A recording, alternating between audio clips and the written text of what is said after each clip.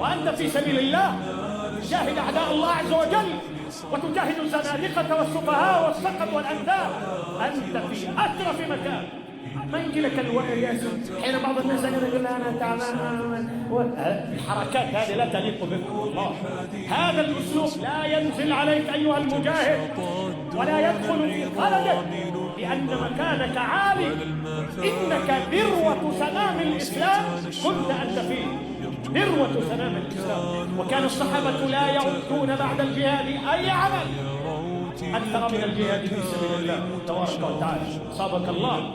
قال النبي صلى الله عليه وآله وسلم: ما من كلم يكلم إلا جاء يوم القيامة كهيئة يوم الكلم، لونه لون الدم وريحه ريح المسك.